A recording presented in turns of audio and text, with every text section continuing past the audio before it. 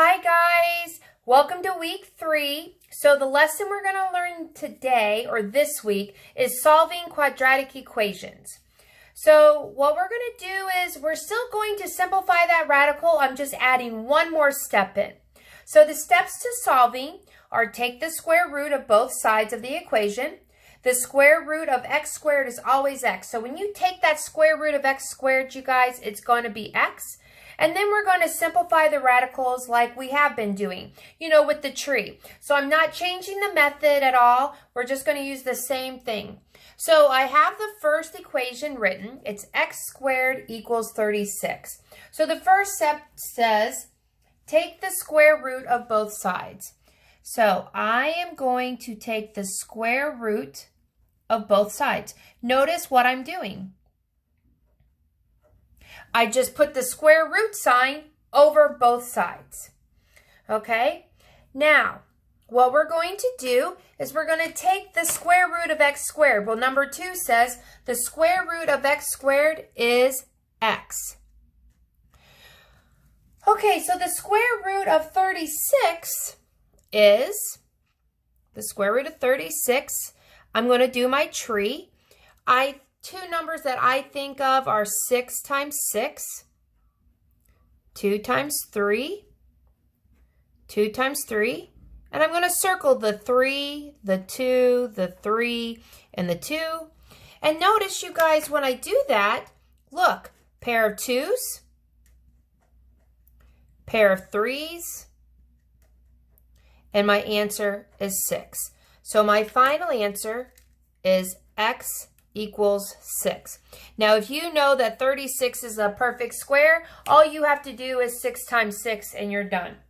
So again, you guys, when I took the square root of x squared, I got x, and the square root of 36 is 6. So example number 2.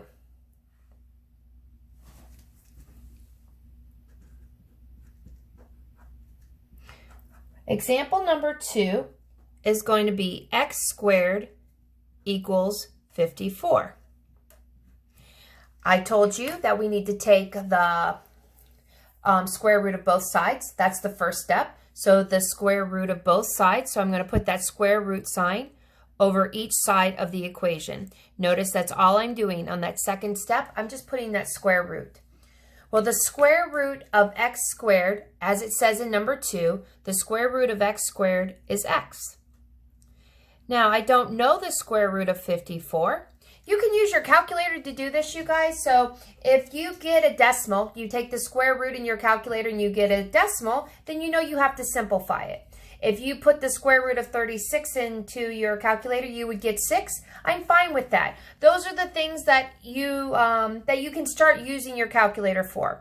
But if you get a decimal, say like for the square root of 54, what we're going to do is we're going to do a tree. And when I did my tree, you guys, I did 2 and 27. 2 is a prime number. 27, I would do 3 times 9. I'm circling the 3 because that's a prime number. Remember, the tree is all about those prime numbers. 9 is 3 times 3, all about those prime numbers.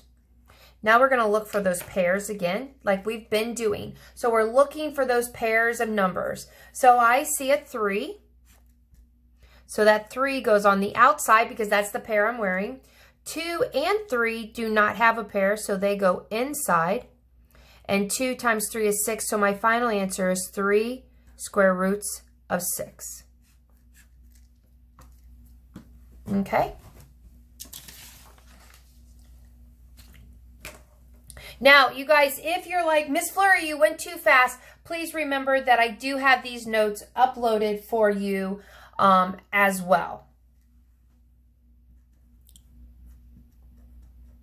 Example 3, x squared equals 99. That first step I told you we're going to do is we're going to take the square root of both sides. So I'm going to take the square root of both sides. What that means is I'm going to take that square root sign, that radical sign, and put it on both sides. Now the square root of x squared is just going to be your x. And I don't know the square root of 99 because when I put it in my calculator, I got a decimal. So I'm going to do a tree now. Two numbers that you can multiply to get 99. I thought of 9 times 11. Well, 11 is prime, so I'm going to circle it. 9, I got 3 times 3. Notice that 3 times 3, I see a pair here. You guys, again, I'm going through those pairs again, those pairs of shoes. So if you're having trouble, go back and look at week 1 video on simplifying radicals. And then this square root of 11, well, 11 is by itself, so it goes underneath the radical sign. So my final answer is x equals 3 square roots of 11. Again, you guys, the square root of 99 is something that we would have done the first week. And it's just a tree. All you're doing is you're putting x equals and you're taking the square root of both sides. I have one more example for you. Example 4. And I'm going to do x squared equals 100. So the first step that we're going to do is we're going to take the square root of both sides. What that means is I'm going to take each side, the x squared, and put it underneath the radical, and I'm going to put 100 under the radical. Now, the only thing that's changed between week 1 and week 3 is this step right here. The square root of x squared is going to be x. Now, I'm going to show you how to do a tree, but if you have your calculator, you guys, if you took the square root of 100, you probably got 10. You could put 10 there.